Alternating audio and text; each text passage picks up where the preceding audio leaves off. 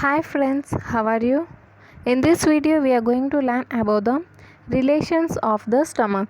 There are two relations, peritoneal relations and visceral relations of the stomach. In previous video we learned about the location, shape, external features and parts of the stomach. Okay. Coming to the relations of stomach, peritoneal relations. The stomach is covered by the peritoneum except where blood vessels run along its curvatures and in small area. This small area called bare area of the stomach posteriorly near the cardiac orifice. The bare area of the stomach is directly related to the left crus of the diaphragm. The bare area of the stomach is directly related to the left crus of the stomach. The peritoneal folds. The peritoneal folds extending from the lesser and greater curvatures of the stomach to other structures are as follows.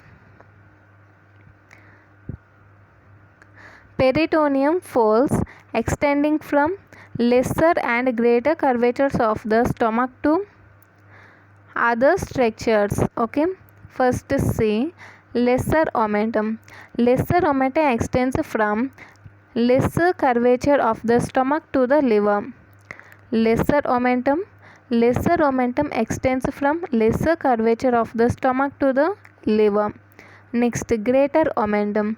Greater omentum extends from the lower two-third of the lower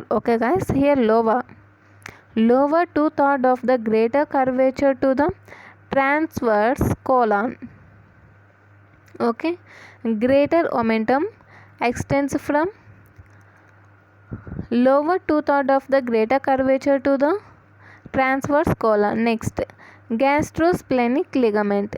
Gastrosplenic ligament extends from upper one-third of the gastric curvature, that means fundus. We call this area as fundus. Upper one-third of the greater curvature called as fundus to the spleen near the hilum. Okay, to the spleen. Gastrophrenic ligament. Gastrophrenic ligament extends from the upper part of the fundus to the diaphragm. Gastrophrenic ligament. It extends from upper part of the fundus to the ligament. Okay.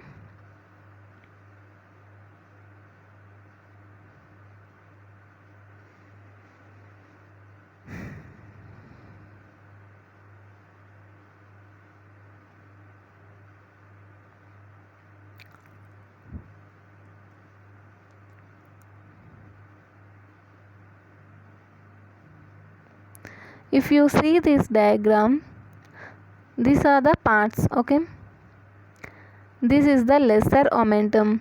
Lesser omentum extending from the lesser curvature. This is the lesser curvature of the stomach to the liver. Okay, next, greater omentum. Greater omentum extends. This whole is the greater omentum. This extends from the lower two-third of the greater curvature of the stomach to the transverse colon. Okay, greater omentum extends from the lower two-third of the stomach to the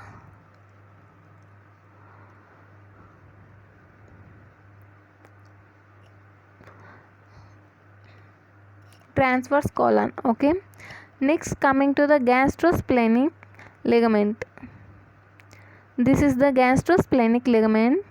It extends from upper one-third of the greater omentum. Okay, it is a part of fundus. Okay, upper one-third of the greater omentum, which is a part of fundus. It extends from here to spleen. Okay, here to the spleen near the hilum area. Next, coming to the gastrophrenic ligament. This is the gastrophrenic ligament which extends from the diaphragm to the fundus. Okay guys,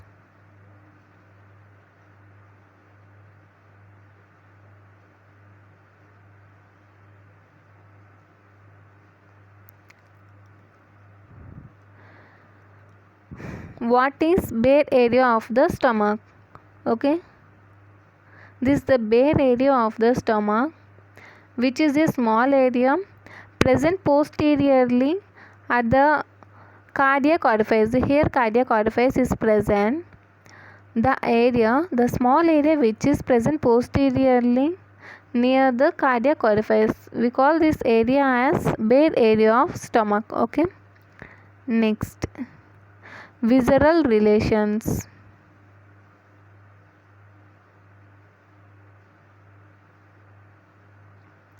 Relations of the anterior surface. We call anterior surface as antero-superior surface. On the right side of this surface is related to the gastric impression of the left lobe of liver and near the pylorus to the quadrate lobe of the liver. On the right side this area is related to the gastric impression. On the right side this anterior surface is related to the gastric impression of the left lobe of the liver and near the pylorus to the quadrate lobe of the liver. Okay, the left half of this surface is related to the diaphragm and ribcage. Left half of this antero-superior surface is related to the diaphragm and ribcage, and lower part of this surface is related to the antero-abdominal wall. Okay, see, coming to the figure.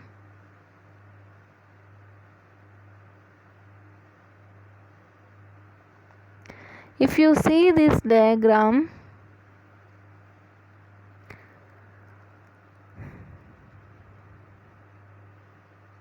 and this area of the antero-superior is related to the left lobe of the liver. Okay, this area is related to the left lobe of the liver and the upper area is related to the diaphragm. Okay, if you see this diagram, this area is related to the diaphragm. Okay, and this area is related to the liver. Okay, with left lobe. Okay, next,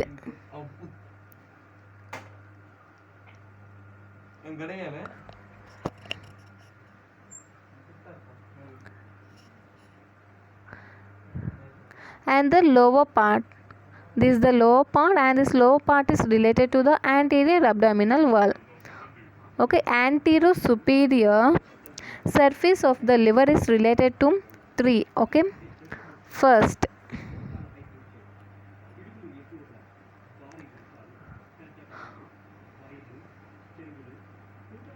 on the right side. Okay, on the right side there is a gastric impression, and this area is related to the left lobe of the liver, and the upper area, this is related to the diaphragm, and the lower area, this is related to the anterior abdominal wall. These are the 3 areas. Next, coming to the gastric triangle. It is a triangular area of the stomach in contact with the anterior abdominal wall. It is bounded on the left side by the left costal margin, on the right side by the lower border of the liver, and inferiorly by the transverse colon. In complete esophageal obstruction, gastrotomy is performed in this area to feed the patient. Okay, next, relations of the posterior surface or posterior inferior surface. This surface is related to the number of structures on the posterior abdominal wall. This structure is related to a number of structures on the posterior abdominal wall which collectively form the stomach bed. Okay, and the structures are diaphragm, left kidney, left suprarenal gland, pancreas, transverse mesocolon, okay, left colic flexure. We also call this as splenic flexure of colon. Next, splenic artery and spleen.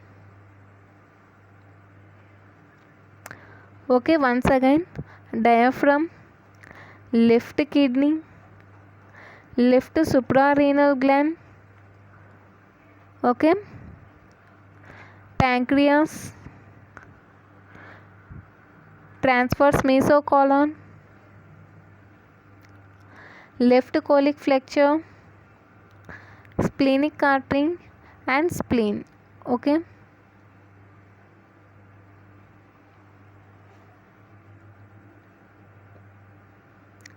here mnemonic is given. Dr. S3 kills patients mercilessly. Okay, Dr. S3 kills patients mercilessly. Okay, this is the mnemonic. Here D means diaphragm, S3 means splenic artery, suprarenal gland, that is left. Okay, splenic flexure, and here K means kidney, left kidney. Okay, because stomach is present on the left side. Okay, so it is not more tough to remember this left. Okay, suprarenal gland, it is left, kidney, it is left, and P pancreas, and M mesocolon. Okay guys, diaphragm, left kidney, left suprarenal gland, pancreas, transverse mesocolon, left colic flexure. We also call this as splenic flexure of colon, splenic artery and spleen. Okay, next, coming to the note, all the structures forming the stomach bed are separated from the stomach by lesser sac except spleen, which is separated from the stomach by greater sac of the peritoneum. All the structures forming the stomach bed are separated from the stomach by lesser sac except spleen, which that spleen is separated from the stomach by greater sac of peritoneum.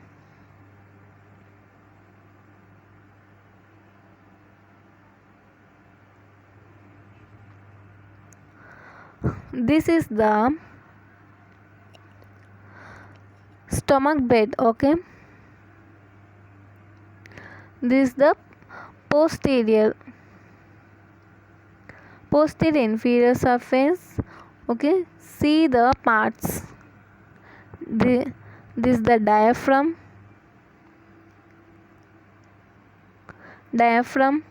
Okay, next, left kidney. Okay guys, this is the left kidney, you see here. Next, immediately left suprarenal gland, because this suprarenal gland is present just above kidney. Okay, next, left colic flexure. This is the left colonic flexure. This is the left colonic flexure. We also call this a splenic flexure. Okay, this is the left colonic flexure, left colic flexure. Next, 3 S are. Okay, 1 S is completed, that is suprarenal gland, and next S is splenic artery. This is the splenic artery. Okay guys, this is the splenic artery. Okay, and another S is splenic flexure, that also completed. Then is splenic flexure, also called left colic flexure. Okay guys, and next pancreas. This is the pancreas, and the next one is, this is the transverse mesocolon. Okay, these are the parts that forms the stomach bed. Okay, tell me what are them? Diaphragm, left kidney, suprarenal, left colic flexure also called splenic flexure, splenic artery, and body of the stomach, transverse mesocolon. Okay, these are the parts that form the stomach bed. Okay guys, if you like this video, like, share and subscribe. Thank you. In next video we are going to learn about the microscopic structure of stomach. Okay, thank you. If you like this video, don't forget to like, share and subscribe. Thank you.